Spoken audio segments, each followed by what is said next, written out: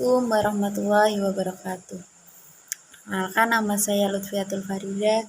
Saya mahasiswi Institut Agama Islam Al-Qadiri Jember. Saya mahasiswi Pendidikan Islam Anak Usia Dini. Dan di sini saya akan bercerita sedikit tentang manaqib. Manaqib adalah bentuk jamak dari mufrad muraqabah. Secara bahasa berarti meneliti, menggali. Secara istilah diartikan sebagai riwayat hidup seseorang yang berisikan tentang budi pekertinya yang terpuji. Membaca manaqib diartikan membaca cerita kebaikan, amal, dan akhlak terpujinya seseorang.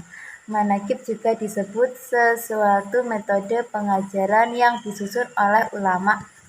Kita telah diingatkan oleh Rasulullah supaya tidak membenci atau menyakiti para ulama. Dalam sebuah hadis disebutkan, barang siapa menyakiti waliku, maka sungguh aku menyatakan perang kepadanya.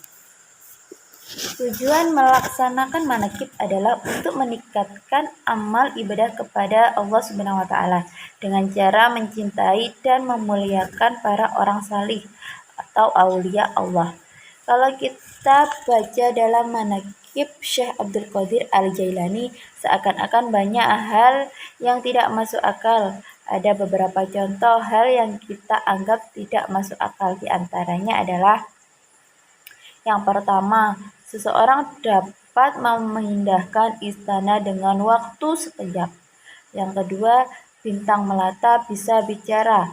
Itu terdapat pada Al-Quran surat An-Naml ayat 82.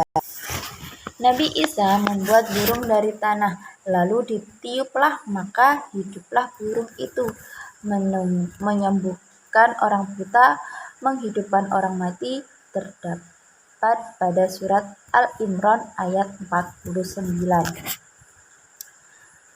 Yang keempat, Nabi Muhammad SAW menenangkan pohon kurma yang sedang merintih. Cerita ini dapat kita lihat dalam hadis Bukhari nomor 3585. Yang kelima, bebatuan yang memberi salam kepada Nabi Muhammad SAW sebelum beliau diutus menjadi Rasul. Cerita ini dapat dilihat di dalam hadis Muslim nomor 6078. Dan yang keenam, 3 bayi dapat berbicara, yakni Nabi Isa, bayi yang menyelamatkan Juraij dari fitnah seseorang wanita, dan bayi yang sedang menyusu kepada ibunya lalu lewat seseorang pria yang berparas tampan. Dan cerita ini dapat dilihat dalam hadis Muslim nomor 6673. Yang ketujuh, kambing yang dipanggang dan melapor kepada Nabi Muhammad SAW bahwa ia diracuni. Cerita ini dapat dilihat dalam hadis Abu Daud nomor 4512. Yang kedelapan yaitu masih anak-anak sudah hafal Al-Quran 30 juz dan terjadi pada zaman sekarang. Dan yang kesembilan, masih banyak kejadian-kejadian yang tidak masuk akal, baik itu dilakukan para nabi, wali-wali Allah, bahkan dapat terjadi pada orang biasa. Semua itu dapat terjadi atas izin Allah Subhanahu wa taala. Kegiatan manaqib atau disebut manaqiban bisa kita lihat dari beberapa aspek, yaitu 1. Silaturahim. 2. Bacaan manaqib dengan membaca riwayat hidup orang salih sangatlah bermanfaat untuk diteladani. Itu terdapat dalam surat Al-Luqman ayat 15 dan surat At-Taubah ayat 100. Dalam kitab Buqyat Al-Mustasyirin halaman 97, dengan memasukkannya di surga. Dalam hadis riwayat Abu Daud dan Tirmidzi, Hadis riwayat Ad-Dawlami dan Mu'adz bin Jabal. Untuk yang ketiga, tawasul memiliki arti dasar mendekat, sementara wasilah adalah media perantara untuk mencapai tujuan. Tawasul adalah mendekatkan diri kepada Allah Subhanahu wa taala dengan menggunakan perantara Asmaul Husna, sifat-sifat Allah, amal salih, dan juga lainnya. Itu juga ada pada surat Al-Maidah ayat 35, Al-Imran ayat 169, surat Yusuf ayat 97 sampai 98, surat Al-Baqarah ayat 251, surat Al-Imran ayat 169, surat Yusuf ayat 97 sampai 98, dan dalam hadis Bukhari nomor 1010, hadis Bukhari dalam Adab Al-Mufrad halaman 324, dan disebutkan oleh Ibnu Taimiyah dalam kitabnya Al-Kalam Al-Thayyib halaman 88. Hadis riwayat Imam Tabrani dalam Al-Awsat dan isnad derajat hadis hasan. Hadis riwayat Imam Tabrani dalam Al-Khabir dan Abu Nu'aim serta Qodai derajat hadisnya hasan. Yang keempat, doa. Dan Tuhanmu berfirman, berdoalah kepadaku, niscaya aku akan memperkenankan bagimu. Dalam surat Al-Ghafir atau Mukmin ayat 60. Membaca Al-Quran dalam surat Al-Anfal dan hadis Muslim nomor 1910 dan hadis Tirmidzi nomor 3158. Yang keenam, membaca sholawat. Itu juga terdapat dalam surat Al-Ahzab dan hadis Muslim nomor 939. Yang ketujuh, ilmu majelis. Itu juga terdapat dalam surat At-Taubah ayat 122 dan surat Al-Mujadalah ayat 11. Itu juga dalam hadis Ibnu Majah, Baihaqi, Ibnu Abdil, dan Ibnu Adi. Yang ke-8, bersedekah. Bersedekah itu juga dalam surat Asy-Syaba dan hadis riwayat Muslim nomor 6750. Yang ke-9, menghormati atau memuliakan tamu. Itu dalam hadis Al-Bukhari nomor 6130. Prosesi dzikir manakib. Prosesi zikir manakib Syekh Abdul Qadir Al-Jailani dilaksanakan dengan dibawa pimpinan murid serta keluarga besar Kiai Muzaki. Bentuk kegiatan dan bacaan yang dilaksanakan dengan melalui beberapa proses yang perlu diperhatikan, diantaranya yaitu 1. Dilandasi niat yang ikhlas. 2. Memohon kepada Allah Subhanahu wa taala dengan perantara barokah Syekh Abdul Qadir Al-Jailani dan syafaat Rasulullah. Yang ketiga, dalam melakukan permohonan yaitu waktu muraqabah pada Allah Subhanahu wa taala sebaiknya diawali dengan bertaubat atas dosa diri kita, khususnya 7 anggota badan yaitu lisan, mata, telinga, tangan, kaki, perut, dan kemaluan.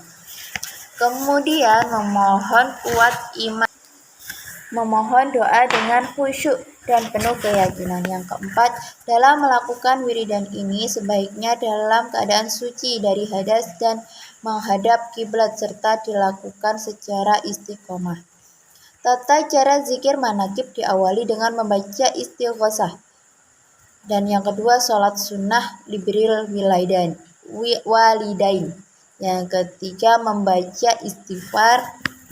Yang keempat, membaca suratul Fatihah ditujukan kepada Nabi Muhammad SAW, para wali ulama, dan lain-lainnya. Yang kelima, membaca surat Al-Ikhlas 100 kali. Yang Keenam, membaca manaqib Nurul Burhani oleh satu orang atau dua orang, yang lainnya membaca zikir seperti Allahumma sholli wa sallim ala sayyidina wa maulana Muhammadin wa ala sayyidina wa maulana Muhammadin sebanyak 33 kali. Selanjutnya, assalatu wassalamu alaika ya Rasulullah sebanyak 33 kali. Sallallahu ala Muhammad sebanyak 100 kali. Ya Hadzi ya Alim ya Khabir ya Mubin sebanyak 33 kali. Ya Kafi ya Ghani ya Fatah ya Razak sebanyak 11 kali. Rabbi yasir wala tu'asir sebanyak 3 kali. Rabbi tamamu bil khair sebanyak 11 kali. Yang selanjutnya yang ketujuh yaitu sholat sunnah hajat. Yang kedelapan melakukan muraqabah diawali dengan tawasul yang dibacakan oleh pemimpin zikir manaqib. Muraqabah adalah duduk bertafakur atau mengheningkan cipta dengan kesungguhan. Yang kesembilan yaitu taslim atau ucapan salam dan sholawat kepada Nabi Muhammad diucapkan pada waktu berdoa memohon hajatnya masing-masing. Yang ke-10 membaca sholawat munjiat dan berdoa sendiri-sendiri. Yang ke-11 yaitu membaca zikir seperti la ilaha illa anta subhanaka inni kuntu minadh dhalimin sebanyak 7 kali. Ya Allah ya Hayyu ya Qayyum sebanyak 100 kali. Hasbunallah wa ni'mal wakil ni'mal maula wa ni'man nasir sebanyak 33 kali. Rabbana taqabbal minna innaka anta sami'ul alim amin ya rabbal alamin sebanyak 3 kali.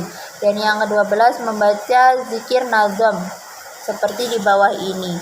Ibadallah aghisuna li ajlillah wa kunu aunana lillah asana bi fadlillah wa yaqtab wa ya anjab wa ya sadata wa ya ahbab wa antum ya ulil albab ta'ala wa ansurullah sa'alnakum walizzulfa wa zunakum wa fi amrin qasadnakum wa syuddu azmakum wa ya Rabbi bisadati tahaqqaq lil isyarati asa ta'ti bisyarati wa yasfu waqtuna ilallah bikashfil husbi an aini wa raf'il baini min baini wa tamshil kayfi wal aini binuril wajhi ya Allah salatullahi maulana ala man bihudajana wa man bil hukki aulana syafi'il khalqi indallah. Dan yang ke-13 sholat witir. 14 membaca kalimat tauhid. Yang ke-15 membaca doa manaqib yang dipimpin langsung oleh Kiai Ahmad Muzaki Syah dengan diikuti oleh jamaah zikir manaqib dan seluruh santri Al-Qadiri. Macam-macam tausiah dengan tema.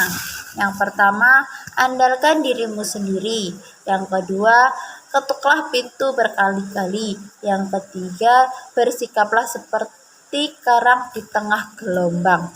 Yang keempat, cukuplah Allah sebagai penolong. Yang kelima, dengan tema raih sesuatu dengan yakin. Yang keenam, jadilah pecinta sejati. Yang ketujuh, belajar istiqomah. Yang kedelapan, jadilah dermawan. Yang kesembilan, jadilah manusia. Yang ke-10, balaslah kejahatan dengan kebaikan, dan yang terakhir bersyukurlah atas segala suatu hal. Dan banyak orang yang tidak mengetahui tentang tawasul. Tawasul memiliki arti mendekatkan diri kepada Allah dengan menggunakan perantara lain, baik nama Allah atau asmaul husna, sifat-sifat Allah, amal soleh, atau melalui makhluk Allah baik yang masih hidup atau telah wafat, baik dengan doanya atau kedudukannya yang mulia di sisi Allah. Banyaknya gempuran serta anggapan bahwa ilmu ini diperhatikan Sufistik sebagai ilmu sesat dan bid'ah, dan tak ada dasarnya dalam Al-Quran dan hadis. Namun perlu saya tegas terlebih dahulu bahwa tasawuf bukanlah ilmu sesat dan bid'ah yang dolalah. Tasawuf dan sufis adalah praktik keagamaan yang berdasar pada Al-Quran dan meneladani akhlak dan perilaku Rasulullah SAW, juga sunnah-sunnahnya. Mukjizat. Pengertian mukjizat adalah kejadian luar batas kemampuan manusia. Mukjizat merupakan bukti atas kekuasaan Allah Subhanahu wa taala. Mukjizat bertujuan untuk memperlemah orang kafir atau menjadi jalan keluar permasalahan bagi kaum muslimin. Dan yang tadi pengertian tentang mukjizat, sekarang saya tambahi dengan karomah. Karomah artinya kelebihan, keistimewaan, maupun kejadian luar biasa yang dianugerahkan kepada mereka-mereka yang dicintai Allah Subhanahu wa taala. Lantaran taatnya beberapa orang yang mendapatkan karomah adalah mereka-mereka yang terpilih seperti para waliullah, para kekasih Allah Subhanahu wa taala. Karomah dianugerahkan tanpa adanya syarat tertentu seperti berdoa maupun melafalkan zikir secara khusus. Karomah diberikan kepada orang yang salih secara sadar maupun tidak. Karomah bertujuan sebagai penguat iman seseorang penerima. Dan yang terakhir, barokah. Pada hakikatnya, barokah adalah sebuah rahasia Allah dan pancaran darinya. Seseorang bisa dikatakan mendapatkan barokah ketika ia mampu memperlihatkan tanda-tanda berupa peningkatan kualitas amal kebaikan, karena barokah itu sendiri adalah sebuah dari konsistensi dalam menjalankan amal soleh yang ada pada surat Al-Mu'min dan surat Al-An'am. Dan mungkin hanya itu. Surat Al-Mu'min ayat 29 dan Al-An'am ayat 44. Dan mungkin hanya itu yang dapat saya ceritakan. Kurang lebihnya saya mohon maaf. Saya akhiri. Wabillahi taufiq wal hidayah. Wassalamualaikum warahmatullahi wabarakatuh.